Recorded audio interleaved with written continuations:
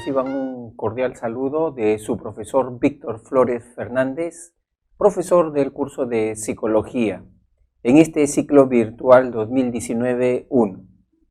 El día de hoy vamos a abordar el tema sobre desarrollo humano. Vamos a ver la primera sección del desarrollo humano. Allí, ¿qué cosa vamos a tratar? En este tema vamos a abordar estos tópicos. Lo que es la definición del desarrollo humano, cuáles son las dimensiones que comprende el desarrollo humano, tanto en su aspecto físico, cognitivo como en psicosocial. Igualmente vamos a ver los factores que determinan el desarrollo y finalmente vamos a hablar de las 4 primeras etapas del desarrollo humano. Las 4 últimas ya se va a tratar en la siguiente clase. Muy bien, no hay nada como un tema motivador para, antes de iniciar el desarrollo de nuestro tema, ¿no? En ese sentido, yo quisiera hacerles una pregunta, alumnos.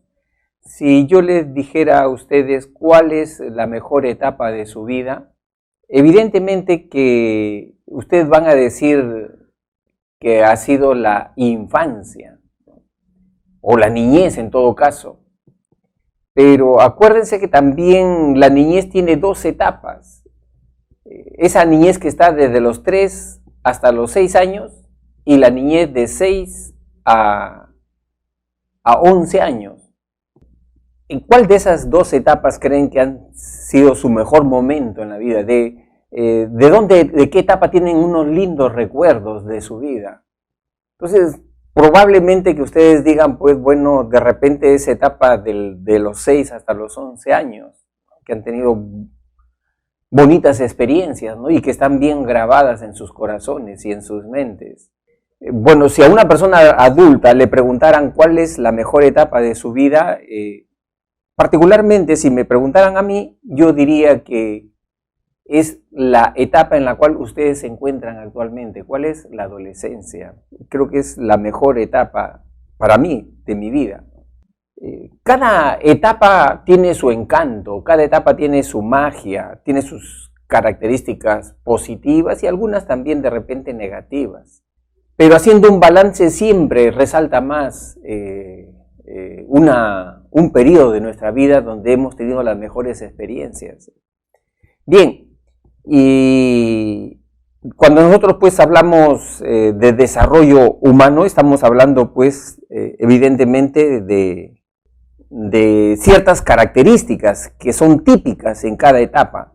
Ahora, vamos a ver en este caso, vamos a ver lo que es la definición, el concepto de lo que implica el desarrollo humano.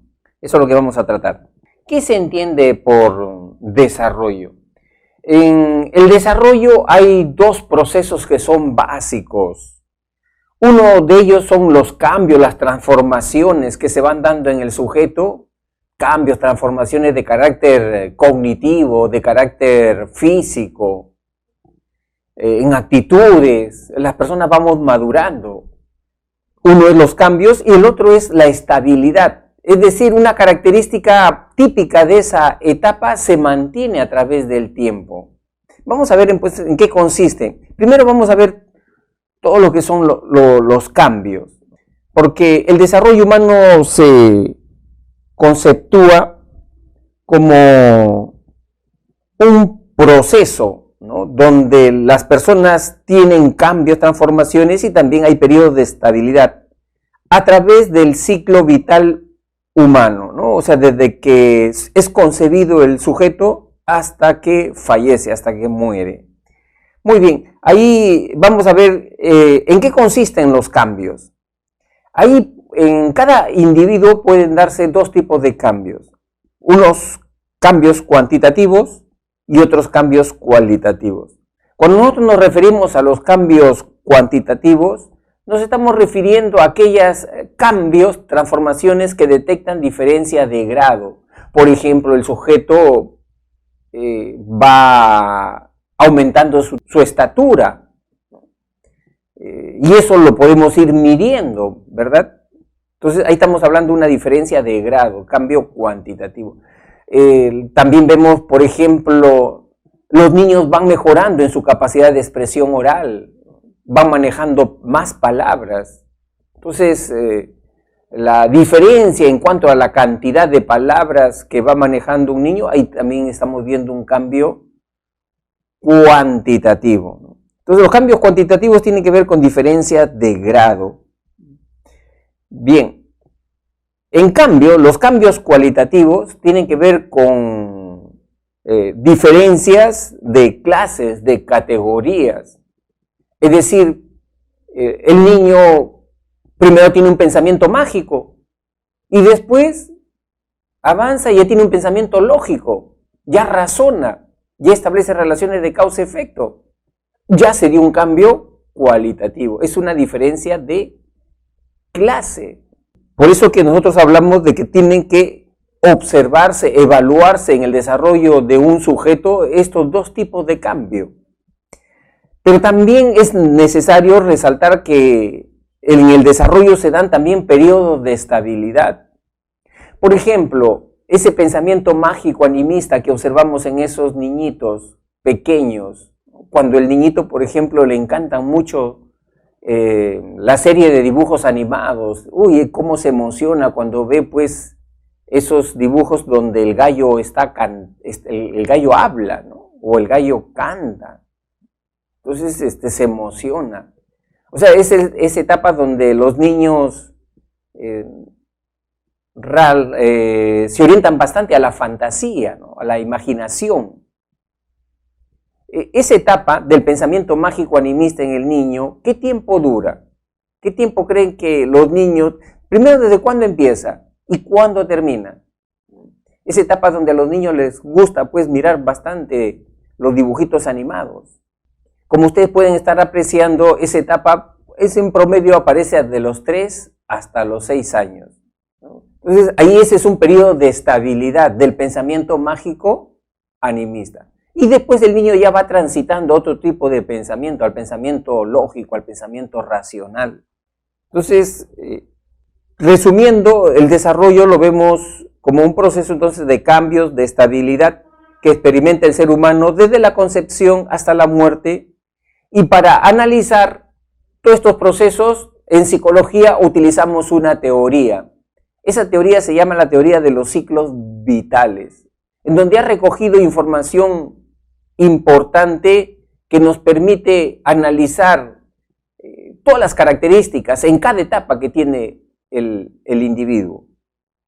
Bien, ahora vamos a ver el tópico sobre las dimensiones del desarrollo humano, es decir, qué aspectos tendríamos que estar apreciando, evaluando en el desarrollo de un individuo. Y ahí vamos a ver que tenemos que evaluar en la dimensión física, en la dimensión cognitiva y en la dimensión psicosocial. O sea, hay 3 dimensiones. El desarrollo en este caso tiene 3 aristas. El desarrollo humano es entonces multidisciplinario. No hay solamente una profesión que pueda evaluar al desarrollo humano. Al desarrollo humano, ¿quién lo evalúa? Ahí tenemos el médico pediatra, ve la parte de salud del niño. Ahí tenemos al psicólogo, la parte emocional, la parte cognitiva, también evalúa el desarrollo. Ahí tenemos, por ejemplo, al profesor de educación física, la parte psicomotriz, cómo está ese niño en cuanto a sus movimientos. Entonces, esos aspectos. Ahí tenemos también al terapista de lenguaje, ¿no? Que es más específico. Ahí tenemos a la obstetriz también, que interviene en el desarrollo humano, ve el desarrollo maduracional del niño. Entonces, el desarrollo es multidisciplinario. Vamos a ver entonces primero la dimensión física. ¿Qué aspectos tendríamos que estar evaluando en el niño? Ahí hay 2 conceptos clave. Primero, crecimiento, luego habilidades motoras y finalmente la salud. ¿Qué entendemos por crecimiento? Cuando el médico le dice a la enfermera, señorita, a ese bebé evalúe usted su crecimiento. ¿Qué cosa le está diciendo ahí detrás de ese término crecimiento? allí le está diciendo que a ese niño lo talle y lo pese. Esas son las dos variables importantes del crecimiento. Y ahí hay normas madurativas. ¿Cuánto debe de pesar un bebé de 3 meses, de 6 meses? ¿Cuánto debe de medir? ¿Cuál es su talla? Y ahí se va detectando, pues, si ese niño va creciendo normalmente o es un niño de bajo peso, un niño anémico de repente.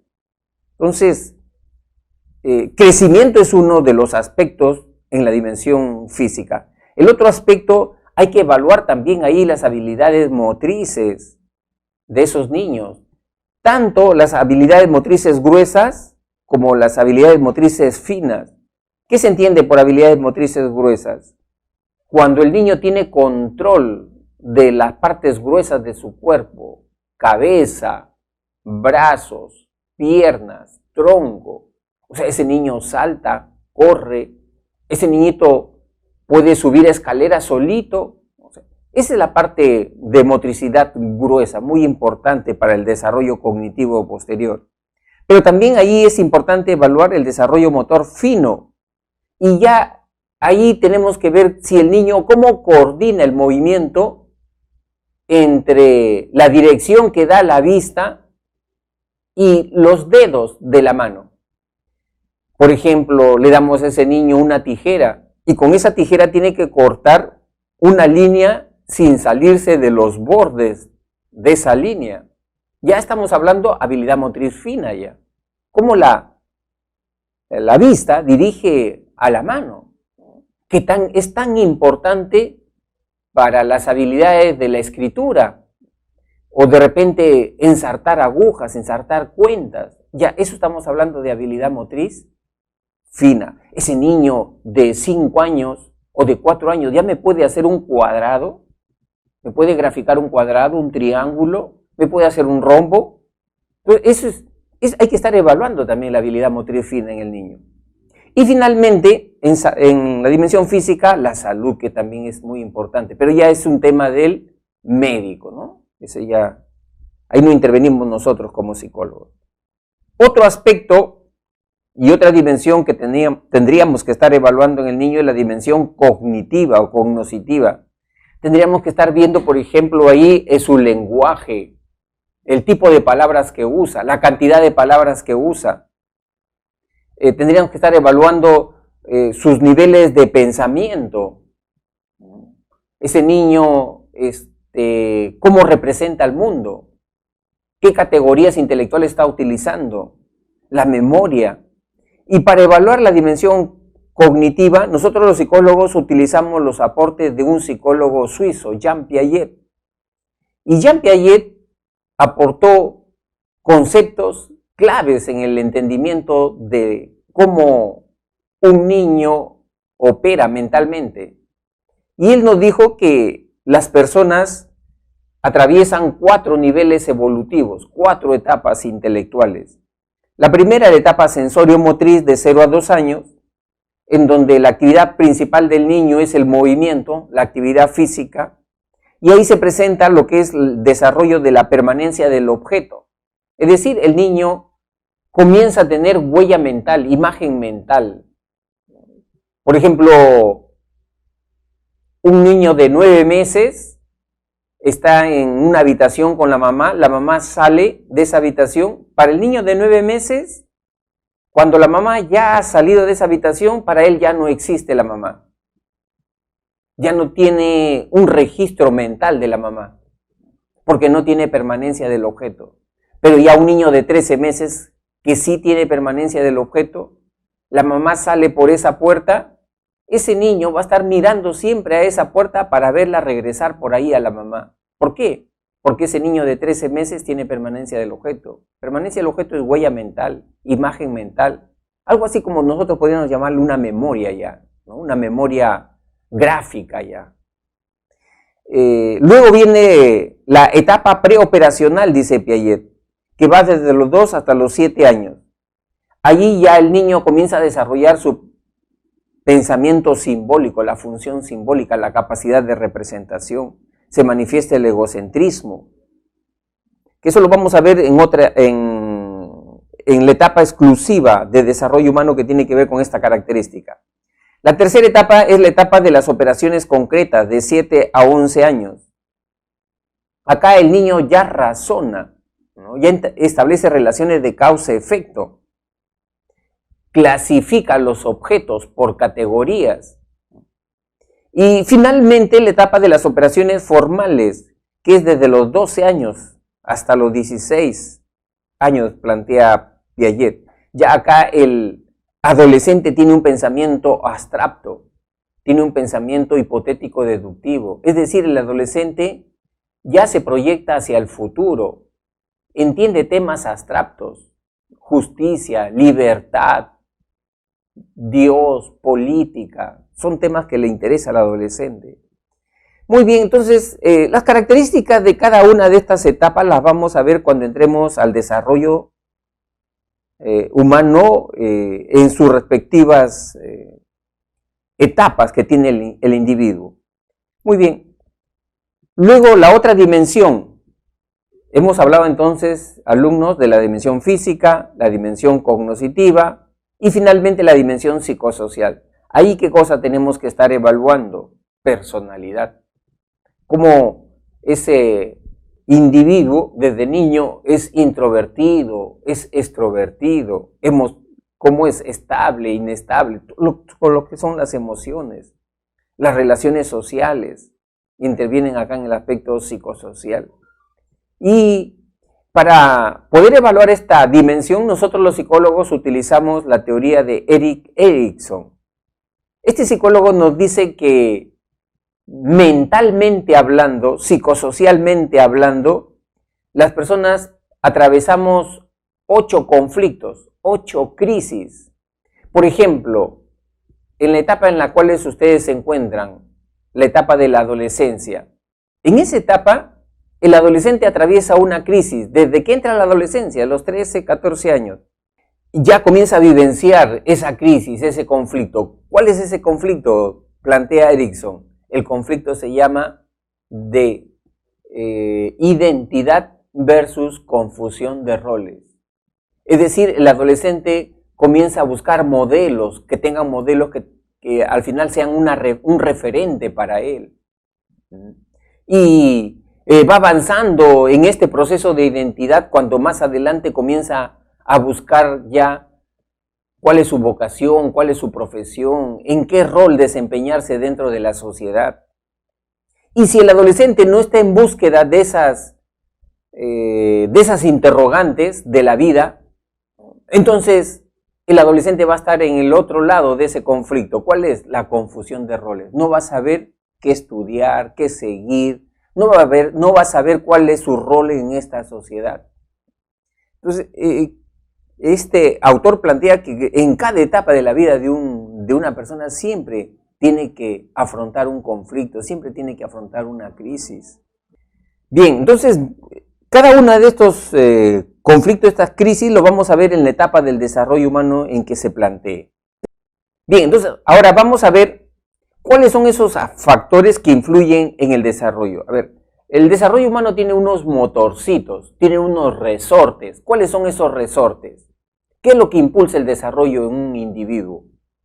Ahí tenemos los siguientes.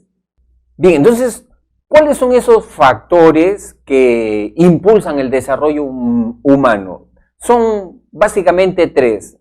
El factor biológico, el factor sociocultural y el factor personal o autobiográfico. Primero vamos a centrarnos en el factor biológico.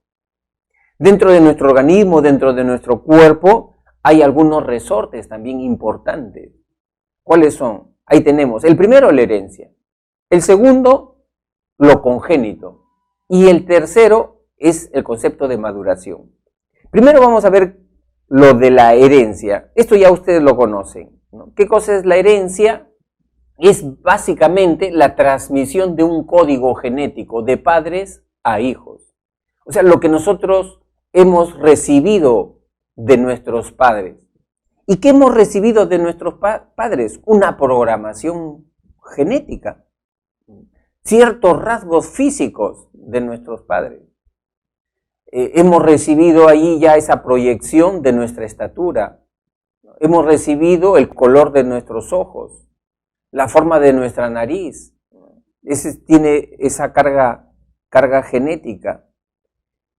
Incluso hemos recibido de nuestros padres también esa proyección, cómo va a ser nuestra salud, vamos a tener algunas enfermedades más adelante o no, o vamos a estar sanos. Eso ya está en la programación genética de nuestro cuerpo.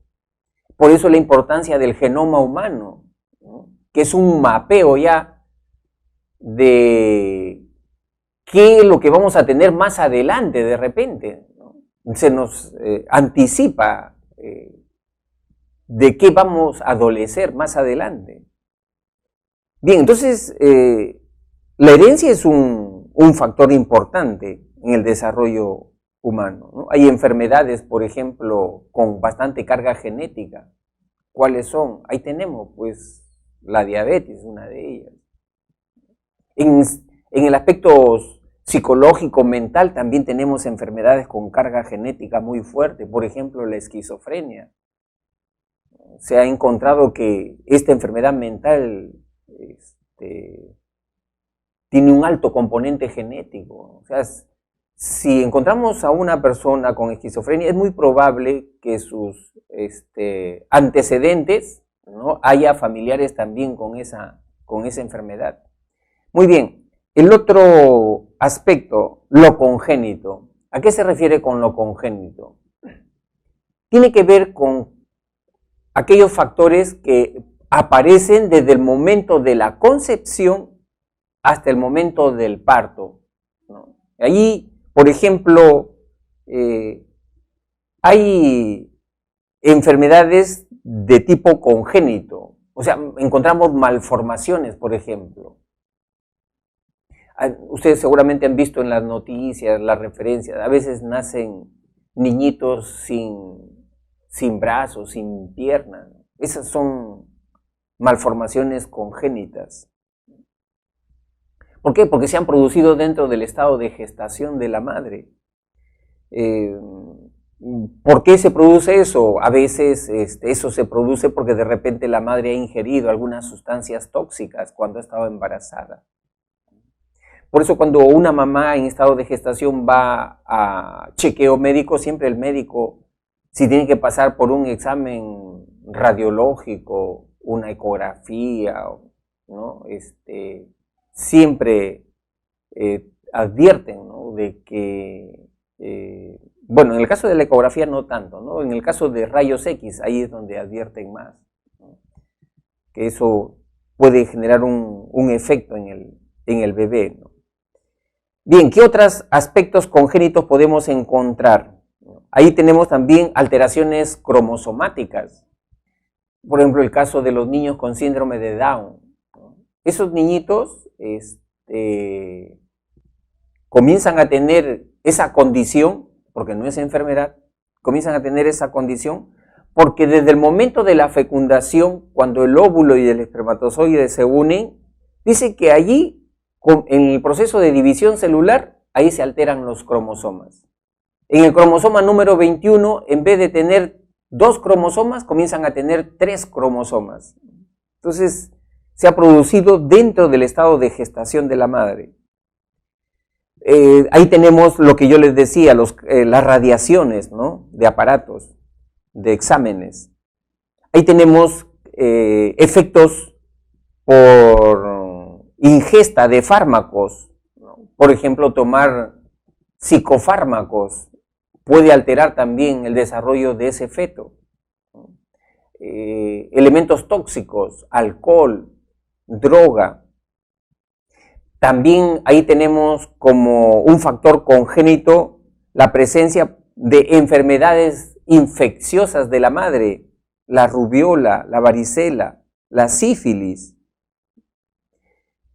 En fin, ahí están pues esos factores que pueden alterar el desarrollo del niño, incluso en el momento del parto. Ocurre muchas veces que la mamá está para dar a luz, pero el niño no sale, la mamá no tiene contracciones. Siempre los médicos cuando va una mamá en estado de gestación, dicen, bueno señora, usted todavía no está lista, o sea, sus dilataciones no están para hacer trabajo de parto. Entonces, ha ocurrido que muchas veces los niños o los bebés se demoran para nacer, y cuando nacen, a veces nacen, el doctor los saca y salen negritos, moraditos. Ese bebé no respira. O sea, ese bebé está anóxico, no, está moradito, está sin aire. El doctor está que ahí lo palmetea al bebé y no llora. Eso también puede traer consecuencias en el bebito, ¿no? Y una de las consecuencias que se ha encontrado es que esos niñitos, cuando tienen esa dificultad, ¿no?, después puede ocasionar una disfunción cerebral mínima, ¿no? O sea, son niñitos muy inquietos, hiperactivos, movidos, no se tranquilizan. Entonces, esa conducta se debe a un factor congénito. Así se explica, ¿no?, en la evaluación del niño. Bien, seguimos. El otro concepto que es clave es el concepto de maduración. ¿Y qué se entiende por maduración? La maduración nos referimos a esas conductas que biológicamente ya están programadas para que aparezcan en el sujeto a una edad determinada. O sea, nosotros como Homo sapiens tenemos un reloj biológico, una programación biológica, que nos dice a nosotros a qué edad vamos a caminar, a qué edad vamos a gatear. A ver, alumnos, para ver si tienen conocimiento sobre esto, les hago una pregunta. ¿A qué edad un bebé ya se debe sentar solito, sin apoyo en el espaldar? O sea, debe tener ya su tronco, ¿no?, en forma vertical. ¿A qué edad cree? Ahí ya tenemos una pauta madurativa, por ejemplo, a los 7 meses. ¿A qué edad un bebé ya tiene que estar gateando? También. Acá le estoy presentando algunas pautas madurativas, por ejemplo, ¿ve? Ahí son ya las pautas madurativas. A veces las mamás se confían demasiado en su bebito, o sea, lo echan y como siempre, las primeras semanitas, ¿no?, lo han echado en su camita y ha estado quietecito ahí, no se movía, y siempre estaba ahí. Pero de un momento a otro ya no lo encuentran en ese lugar, sino en otro lado de la cama. Ya comienza a moverse, a dalearse. Entonces, esas son pautas madurativas. Acá, entonces, para que puedan chequear ahí algunas pautas madurativas. Miren, cuando un bebé nace en una clínica, en un hospital, el doctor o la enfermera le entrega un control, una tarjetita que se llama la tarjetita al control del niño sano. Y en esa tarjetita están las vacunas que debe recibir ese niño hasta los 5 años. Y no solamente está la vacuna, sino también están ahí las pautas madurativas, de 0 a 5 años, para que la mamá esté chequeando ya. Entonces ahí podrá la mamá mirar esa tarjetita y ahí dice, mira, hijito Pepito, acá dice que tú ya a los 3 años ya debe estar saltando con los 2 pies. A ver, salta con los 2 pies y se va chequeando ya el desarrollo madurativo del niño. Si el niño no cumple con esos estándares, ya inmediatamente la mamá tiene que llevarlo al médico. Algo está pasando en el desarrollo para detectar casos tempranos de retardo en el desarrollo. Entonces, eso es importante, la prevención, viendo solamente las conductas madurativas. Ahora, en este proceso de la maduración hay 2 leyes importantes que hay que tomar en cuenta.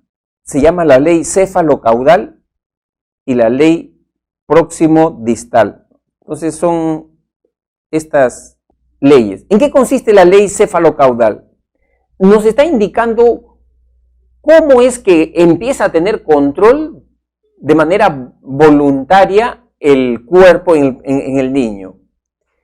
La ley céfalo-caudal tiene un desarrollo básicamente de arriba hacia abajo, ¿no?, en línea vertical. Es decir, ¿qué empieza a mover primero el niño? La cabecita, ¿no?, la cabecita, el cuello. La ley cefalocaudal nos está diciendo entonces que el control del cuerpo en un niño empieza primero por la cabeza. Es una línea de desarrollo vertical. Allí después empieza a mover ¿qué cosa? Los hombros, los brazos, el tronco, las piernas, los pies. Ese es el desarrollo cefalocaudal. En cambio, la otra ley, la ley próximo distal, nos dice que el control del cuerpo es de manera horizontal, empezando por el centro del cuerpo hacia las extremidades superiores. En ese sentido, el niño comienza a mover primero ¿qué? Comienza a mover primero el tronco, luego comienza a mover los hombros, luego comienza a mover los brazos, luego las manos, luego los dedos. Esa es la línea de desarrollo. Por eso que cuando estos niñitos de 3, 4 años tienen problemas, de repente en la escritura, no tienen buena coordinación motora fina, la profesora muy inteligentemente primero comienza a estimular, ¿no?, la parte gruesa de esa función, o sea, ejercicios del brazo con el hombro, luego ejercicios del brazo, del antebrazo, ¿no?, luego la muñeca, luego la mano, luego los dedos, luego el pulgar con el índice, ¿no? Porque esa es la línea de desarrollo y de control que se tiene en el cuerpo. Esa es la ley entonces próximo distal. Luego, ¿qué otros factores? Tenemos el factor sociocultural. Allí, qué importante es que la familia priorice la educación. Y ahí pues vamos a ver que la educación, la instrucción, la estimulación fomenta, acelera el desarrollo. Quizás en la etapa en la cual ustedes se encuentran, alumnos de la adolescencia, muy pocos de ustedes han tenido oportunidad de recibir el servicio de estimulación temprana, ¿no? Ese servicio que se le está dando ya al bebito de 6 meses, años. De repente, si les pregunto, ¿ustedes han ido a un centro de estimulación temprana? Algunos contaditos con los dedos de la mano habrán ido allí. Pero ahora, esta nueva generación de niños que está saliendo, ya cada vez más participan de estos programas. O sea, las mamás ahora están acelerando más el desarrollo de sus hijos. O sea, la importancia que la familia le da a la educación.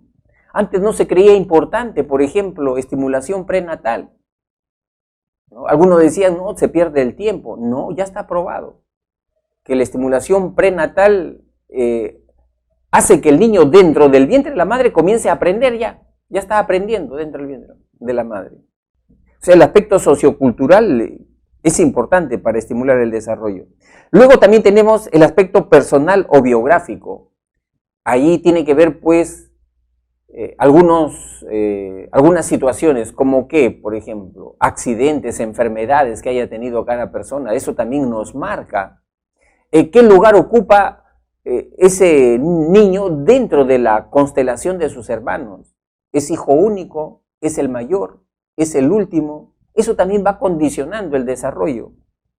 Bien, entonces hemos señalado de que los factores del desarrollo son el factor biológico, el factor sociocultural y el factor personal o autobiográfico. Muy bien, ahora vamos a entrar a lo que son las etapas en el desarrollo humano. Y en esta oportunidad solamente vamos a abordar las 4 primeras etapas. O sea, la etapa prenatal, la etapa de la infancia, niñez temprana y la niñez intermedia. Y como ya les había señalado anteriormente, las 4 últimas las vamos a ver en la siguiente clase. Entonces, empezamos primero viendo de manera general, ¿no?, las 8 etapas en las que está concebido la teoría del ciclo vital. Entonces tenemos etapa prenatal, infancia, niñez temprana, niñez intermedia, adolescencia, adultez temprana, adultez intermedia y la adultez tardía o senectud. Entonces, vamos a empezar con la etapa prenatal. Bien,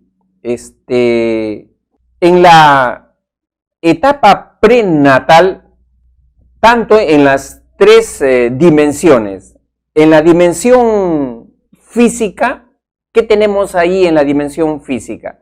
Ahí tenemos que el desarrollo es acelerado, es rápido. O sea, en menos de 9 meses, a partir de 2 células, se forman órganos, se forman sistemas. Y ahí tenemos 3 características, o más que 3 características, 3 fases. La etapa o el estadio del cigoto, el estadio embrionario y el estadio fetal. El estadio del cigoto básicamente tiene que ver con la división celular. O sea, de 2 células que se unen, se forman 4, después 4, 8 y así se van multiplicando. Ese es el cigoto. Luego el estadio embrionario, acuérdense de las 3 capas germinativas. De esas 3 capas germinativas salen todos los órganos, salen todos los sistemas. Y finalmente la etapa fetal, que empieza a partir de los 6 meses. Ya el bebé está formadito ahí. El cerebro comienza a tener control sobre las partes del cuerpo. Bueno, ese es en cuanto al aspecto físico. En el aspecto cognoscitivo, se ha señalado que la etapa fetal desde los 6 meses es bien importante porque se ha detectado que ahí ya el feto escucha, ya oye ruidos de afuera.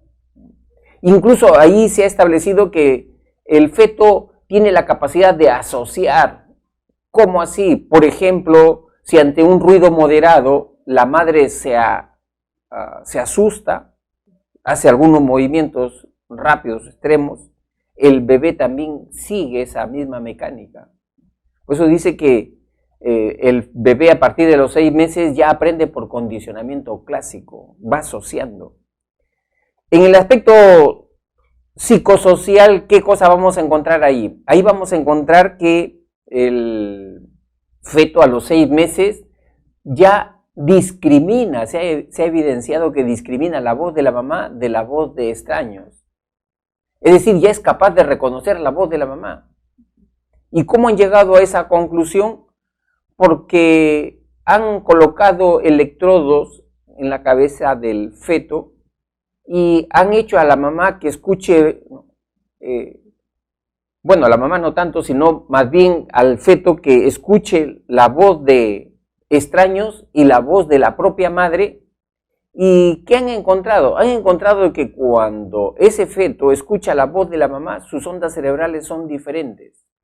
Las ondas cerebrales del feto, cuando está escuchando a la mamá, son ondas cerebrales más sinuosas, más en curva. En cambio, cuando ese feto escucha la voz de extraños, las ondas cerebrales son más en pico, ¿no? Son más quebradas, más fragmentadas. Entonces, eso es una evidencia de que el feto ya está discriminando la voz de la mamá de la voz de extraños. Y si eso ya hace el feto, es importante entonces lo que hace la mamá. Le habla a su hijito, le canta a su bebé, lo hace escuchar música. Ya tiene un impacto en el cerebrito de ese feto. La siguiente etapa, la etapa de la infancia, está comprendida de 0 a 3 años. Ahí vamos a ver también igual en las 3 dimensiones. Empezamos por la dimensión física. ¿Qué tenemos que evaluar cuando nace un bebé? Básico. ¿Ese bebé tiene reflejos? ¿Tiene los principales reflejos? A ver, vamos a ver cuáles son esos reflejos. El de succión. El de succión, le pones un biberón en la boquita, el niño comienza a chupar. Comienza a chupar. El de orientación. El de orientación tiene que ver, por ejemplo, si a ese bebé tú le pones un ruido, voltea inmediatamente. Voltea. O sea, mueve la cabecita, más que voltear, mover la cabecita. El de Babinski. Se le frota la planta del pie y ese bebito, vamos a notar que se le abren los dedos del pie, como abanico se le abren. Ese es el de Babinski, la plantita del pie. Luego tenemos el reflejo palmar o darwiniano. ¿Qué pasa? Se le frota la palma de la mano con el dedo al bebé, ¿y qué hace el bebé? Aprieta muy fuerte. Incluso se le frota en las dos manos, el bebé aprieta y tú puedes levantar los dedos hacia arriba y ese bebito está bien colgadito ahí, bien prendido, parece un monito. Entonces, si yo veo que ese niño tiene esos reflejos, yo deduzco ese niño es sano, es sano. Cuando el bebé no tiene esos reflejos, entonces a mí me está indicando que ese bebé ya tiene retardo mental. Esa es una señal que tiene retardo mental. Entonces, la evaluación de los reflejos es clave. El reflejo de Moro también. Lo coges al bebé con una mano entre la cabecita y el cuello y la otra mano, ¿no?, en la espalda, ¿no?, o en el trasero, y después lo sueltas por la parte superior, que la cabeza caiga un poquito. Cuando cae la cabeza un poquito, ¿qué pasa en el niño?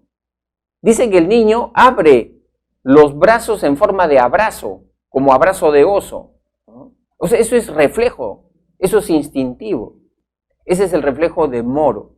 Y cómo es la naturaleza, que esos reflejos después, a los 4, 5, 6 meses van desapareciendo, ya van desapareciendo, porque el niño ya sustituye esos reflejos con el aprendizaje, comienza a aprender ese bebé. Bien, luego también ahí tenemos que evaluar las habilidades motoras gruesas. O sea, tenemos que estar viendo, ese niño se va sentando, ese niño gatea, ese niño ya se para solito, ese niño puede subir escaleras. O sea, vamos viendo todito esas conductas, ¿no?, de habilidades motrices gruesas. En el aspecto cognoscitivo, Piaget, tenemos que ver los aportes de Piaget. Allí, acuérdense que aparece el pensamiento sensorio-motriz de 0 a 2 años. Una característica básica es la permanencia del objeto. Ya habíamos señalado que la permanencia del objeto tiene que ver con la huella mental, la imagen mental. El niño graba, recuerda la imagen de un objeto, pese a que ese objeto ya no está. Aparece la función simbólica, y dentro de la función simbólica hay dos aspectos. La imitación diferida, cuando ese niño representa a un modelo que físicamente ya no se encuentra. ¿Cómo lava tu mamá? ¿Cómo se cepilla tu mamá? La mamá ya no está, pero el niño hace el gesto que tiene el cepillo ahí en la boca y como que si estuviera cepillando, simulando. ¿Cómo duerme tu hermanito? Y ahí hace la representación de cómo duerme el hermanito. Luego viene el juego simbólico. Ya son básicamente niños de 2 años, 2 años y medio, ¿no? Ya el niño juega pues ahí de repente hacerse el dormido, finge que está dormido. El niño ya quiere hacerse el doctor, que está auscultando ahí.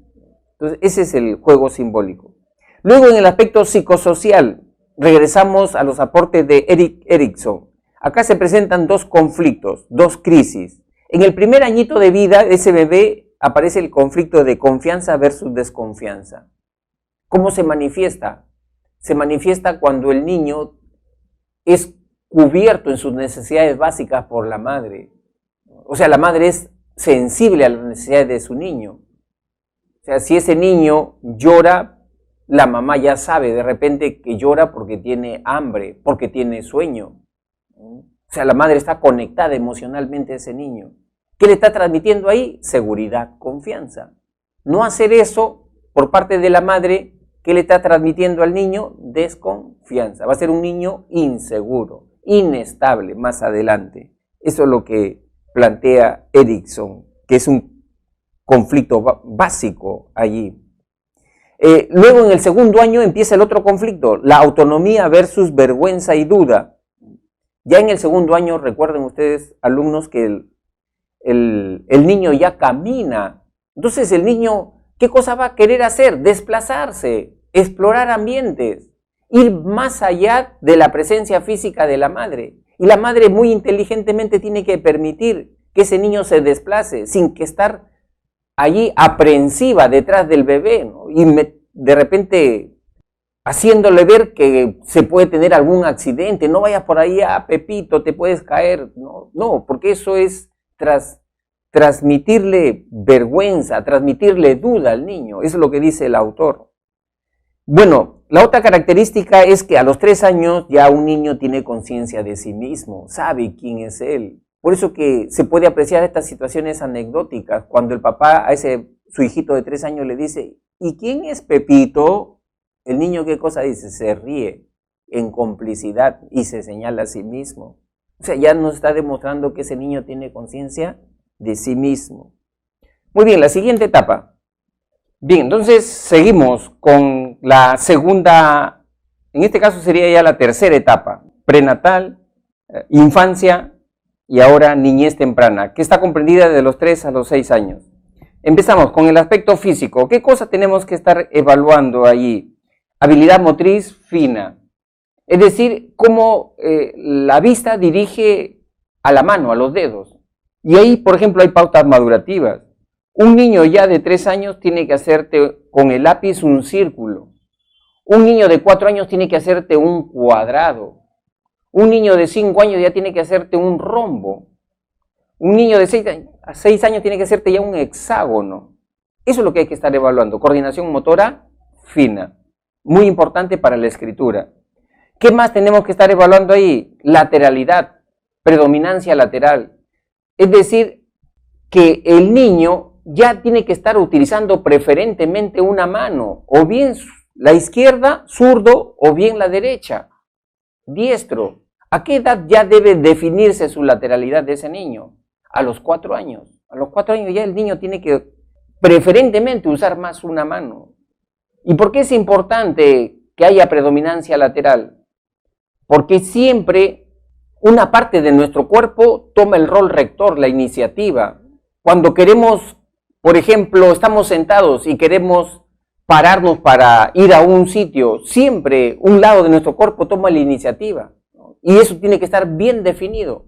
A eso nos referimos con lateralidad. Cuando hay conflictos entre los dos hemisferios, no se desarrolla bien ese niño, cognitivamente hablando. Luego bien, vemos el aspecto cognoscitivo. Ahí Piaget nuevamente. ¿Qué tenemos que estudiar ahí? Tenemos que estudiar el pensamiento preoperacional. ¿En qué consiste este pensamiento? El niño, su mente es como una bola de nieve. O sea, el niño no relaciona elementos dentro de su cabecita, no analiza elementos. Él piensa de manera global, total. Y ahí hay 3 características del pensamiento preoperacional: el egocentrismo, el animismo y el sincretismo. ¿Qué significa el egocentrismo? Que al niño le cuesta trabajo ponerse en el lugar de otra persona. Él no entiende las perspectivas de la otra persona. Por eso que acá podemos encontrar situaciones anecdóticas y un poco también jocosas, cuando el niño dice, yo me tapo los ojos para que no me veas. O sea, ahí estamos viendo que hay una confusión en su mente del niño, justamente por ese pensamiento egocéntrico. Miren cómo Piaget evaluaba muy bien estos aspectos. Por ejemplo, llamaba a un niño de 4 años o de 3 años y le decía, hijito, Pepito, ¿tú tienes hermana? Sí. ¿Cómo se llama tu hermana? Rosa. Pepito, hijito, a ver dime, ¿cómo se llama el hermano de Rosa? El niño miraba al techo, no, Rosa no tiene hermano, yo soy el que tengo una hermana. O sea, le costaba trabajo a ese niño ponerse en la postura de su hermana Rosa y llegar a él, producto de su egocentrismo. Luego, la otra característica, pensamiento mágico animista. Es decir, por este pensamiento el niño le atribuye a los objetos vida, intenciones. ¿Qué cosa dice el niño? La luna me sigue, la luna me está siguiendo, mira. Mi osito de peluche tiene hambre o tiene frío. Es una etapa muy bonita, lógicamente. En esta etapa, pues, a los niños les gustan los dibujos animados, ¿verdad? Luego tenemos el sincretismo. ¿A qué se refiere con esta característica? Que los niños no pueden analizar detalles, circunstancias en las personas. Todo lo ven de manera global. como una bola de nieve su mente. Un ejemplo clásico para ilustrar muy bien lo que es el sincretismo es cuando dice una mamá tiene un niño de 4 años y está también en estado de gestación y le dice a su hijito, José, me voy a ir con tu, Josecito, hijito, me voy a ir con tu papá al hospital porque tu hermanito va a nacer. El niño ya le espera a la mamá, pasa algunos días y viene la mamá con el bebito en brazos. Josecito, el niño se alegra, contento, ya vino. Pero ¿qué pasó en su mente? En su mente del niño ya pegó 2 elementos que en esa ocasión fueron circunstanciales. ¿Qué cosa? La ida de la mamá al hospital con la venida de un bebé. Hospital, venida de un bebé. Pegó esos 2 elementos como un todo. Pasa algunos días porque la mamá tiene que llevar un control a ese bebé y le dice nuevamente a su hijito de 4 años, Josecito, hijito, me voy nuevamente al hospital con tu papá. Ese niño va a estar sentado esperando que cuando venga la mamá le traiga otro hermanito, porque en su mente la ida a un hospital significa traída de un hermanito. En su cabecita no puede pensar que es otra circunstancia, otra situación. Son otras las condiciones, ¿no? O sea, no le da como para pensar eso, porque su pensamiento es global, su pensamiento es sincrético. En el aspecto psicosocial, en la niñez temprana, nuevamente regresamos a Erikson. El conflicto que tiene que resolver un niño es el conflicto de iniciativa versus culpa. Entonces, en esta etapa, dice, la iniciativa tiene que ver con que el niño comienza ya a explorar actividades, comienza a explorar tareas. Entonces, pregunta, ¿no? Se desplaza, ¿no? Pero también guarda esa sensación y ese temor a equivocarse. Por eso que también se desarrolla en él la culpa, dice, ¿no? Bien, otra característica es que ya a los 3, 4 años el niño tiene conciencia de su género. O sea, el niño ya se siente varoncito, la niña ya se siente mujercita, tiene conciencia de sí mismo.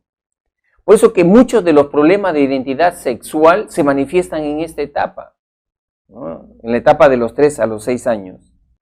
Luego tenemos finalmente la etapa de la niñez intermedia, de 6 a 11 años. En el aspecto físico ya tenemos un desarrollo lento. Es decir, el niño ya de 8 o 9 años no crece, se mantiene ahí, ¿no? ¿Qué cosa es lo que se nota? Simplemente el incremento de la masa muscular de esos niños. Luego, la otra dimensión, la niñez intermedia, el aspecto cognoscitivo. ¿Qué aparece? Piaget otra vez. Nos dice que los niños de 6 a 11 años tienen el pensamiento operacional concreto, lógico concreto. Es decir, este niño ya de 7, 8, 9 años ya analiza los elementos dentro de su cabecita y establece relaciones de causa-efecto. Es decir, ese niño dice, bueno, ¿por qué está enojada mi mamá? Ah, ya sé, está enojada mi mamá porque ayer no lavé los platos. Mira, cómo ya piensa de esa manera, pero sobre situaciones concretas, objetos concretos, no sobre objetos abstractos. ¿Por qué estoy resfriado? Ah, estoy resfriado porque ayer me comí mi helado, por eso estoy resfriado. O sea, ya entiende esos elementos. Otra característica, dice Piaget, el niño ya puede clasificar y mantener en su cabecita elementos. A ver, niñito, como dice acá en este gráfico, fórmame el grupo de todos los triángulos rojos, de todos los círculos amarillos. Entonces el niño ya entiende. Por ejemplo, ya establece relaciones de conjunto. Él dice, bueno, en mi colegio, en mi aula, hay más mujeres que hombres. O sea, ya establece las relaciones de categorización. Seriaciones. ¿Qué cosa es la seriación? Es que el niño ya puede entender un orden, un criterio de cómo se pueden ordenar los objetos. Del más grande al más chico, o del más chico al más grande. O como en este ejemplo, a ver, se le dice, en esta serie, ¿cuál es la figura que sigue? Entonces el niño ya tiene que entender, ¿no?, esa relación lógica, ¿no? ¿no? Por eso se llama lógico concreto. O sea, la lógica ya se desarrolla ahí en ese niño. Igual sucede acá. ¿Qué más entiende el niño ya en esta etapa? La orientación espacial. Ya un niño pues de 6, de 7 años ya no se pierde, puede ir solito a su colegio, puede ir solito a comprar. ¿Por qué? Porque ya entiende relaciones espaciales. O sea, arriba, abajo, derecha, izquierda, entiende esas nociones. Y finalmente, la reversibilidad. ¿Qué significa la reversibilidad? Que el niño es capaz de pensar tanto de manera directa como de manera inversa. Por ejemplo, a un niño de 4 años que su pensamiento no es reversible, le dices, a ver, hijito, cuéntame del 1 al 20, y te cuenta 1, 2, 3, 4, 5, 17, 18, 19, 20. Ahora dile, cuéntame, hijito, ahora de manera inversa, bajando desde 20 para abajo. El niño va a mirar al techo y te va a decir, no me han enseñado. Y no es que no le he enseñado, sino que le cuesta trabajo hacer la operación inversa. Pero un niño ya de 6 años, 7 años, dile, a ver, ¿cuáles son los meses del año? Enero, febrero, marzo, septiembre, octubre, noviembre, diciembre. Ahora dime de manera inversa bajando, a ver. Y el niño no tiene problema de 7, 8 años. Te lo dice. Diciembre, noviembre, octubre, septiembre, puede bajar. O sea, su pensamiento es reversible. ¿Y qué importantes son estas operaciones? Dice Piaget, porque el niño con estas operaciones puede afrontar con éxito la lectoescritura, puede afrontar con éxito las matemáticas. El niño que no ha alcanzado estas operaciones intelectuales va a tener fracasos en el colegio. Entonces, es importante evaluar en el niño estos aspectos. Finalmente, la dimensión psicosocial para la etapa de la niñez intermedia. ¿Qué tenemos que evaluar ahí?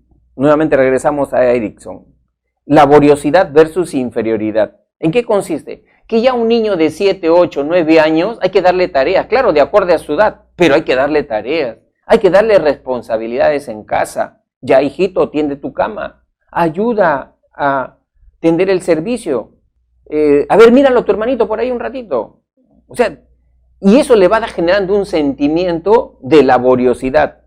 Y cuando fracasa en estas tareas, ¿no? O se le reprimen estas tareas, en el niño va generando un sentimiento de inferioridad. O sea, es una etapa crucial para una buena autoestima o una mala autoestima, ya se va generando a partir de allí, es lo que dice el autor.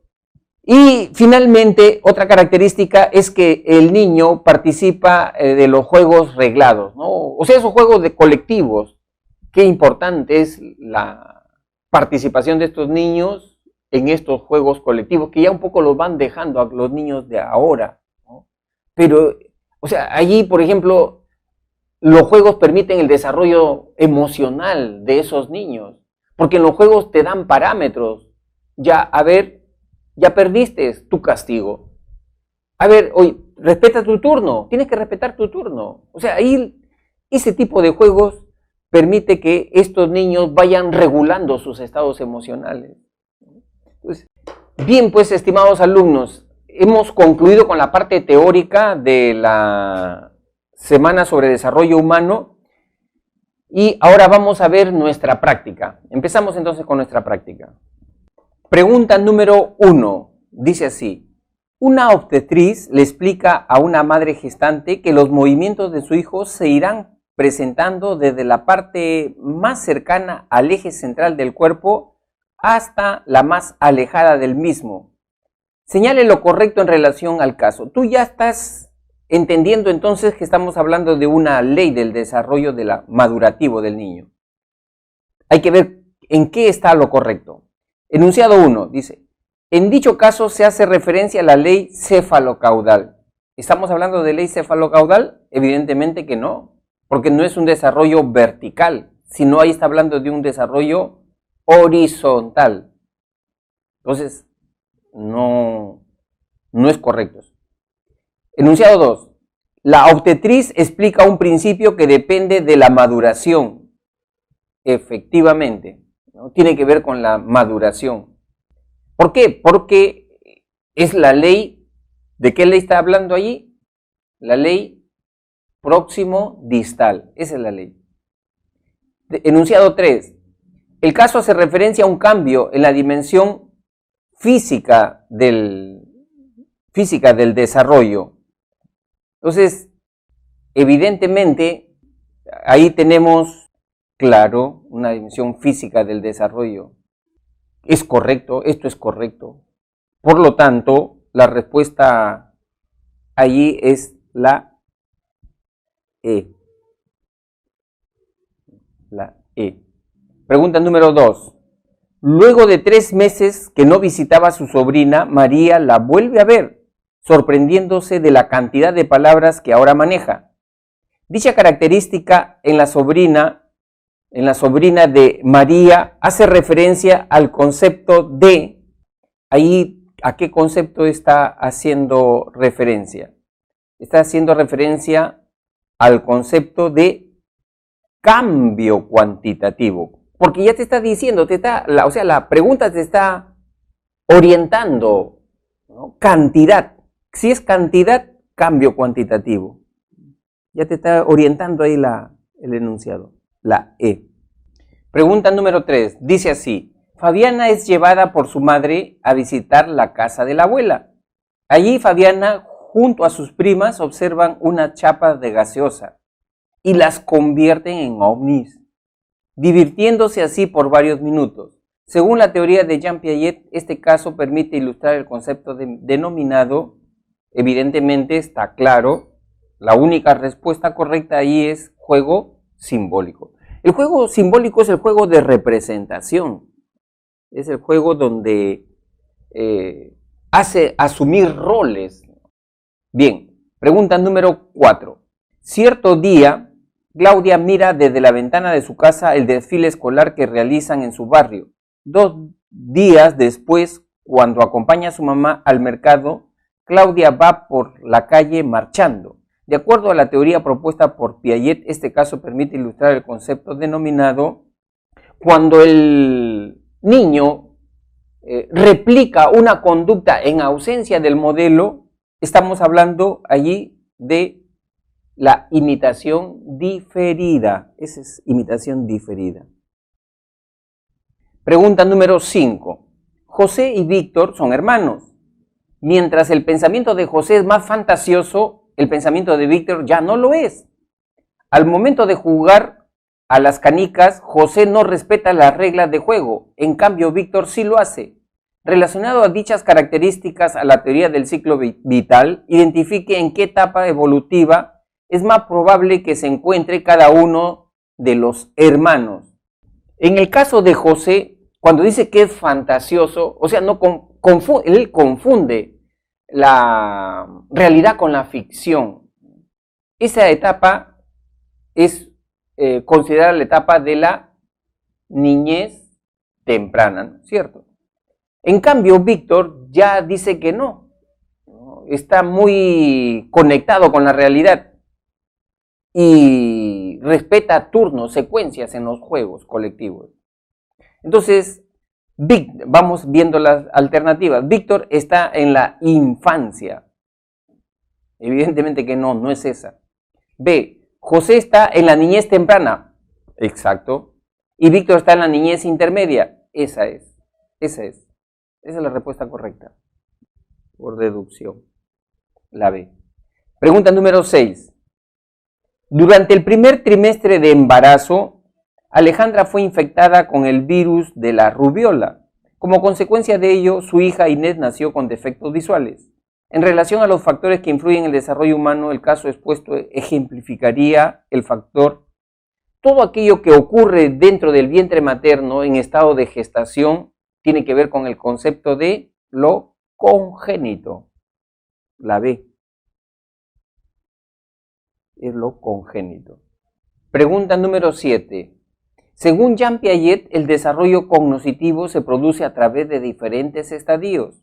Uno de los principales logros en dicha dimensión es cuando ya se puede representar mentalmente objetos y situaciones, función simbólica. A ello Piaget lo denomina puntos suspensivos.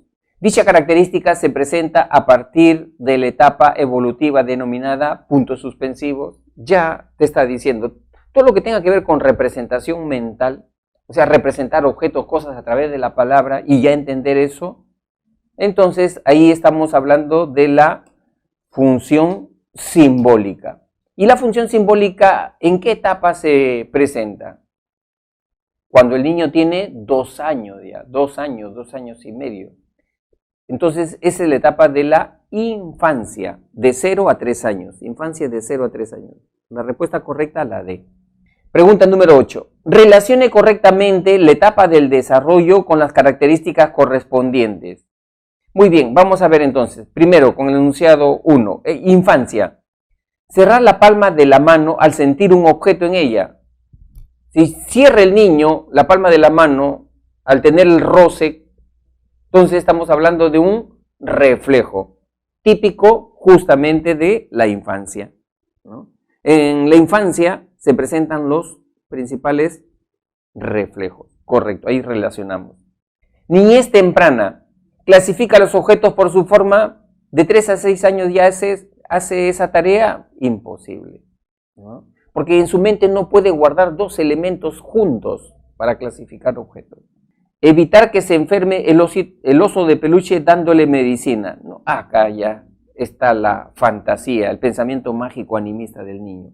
Entonces, el enunciado 2 se relaciona con la C y evidentemente niñez intermedia con la B, ¿no? Niñez intermedia clasifica los objetos por su forma. O sea, ya en la niñez intermedia el niño tiene operaciones intelectuales de categorización, clasificación, reversibilidad.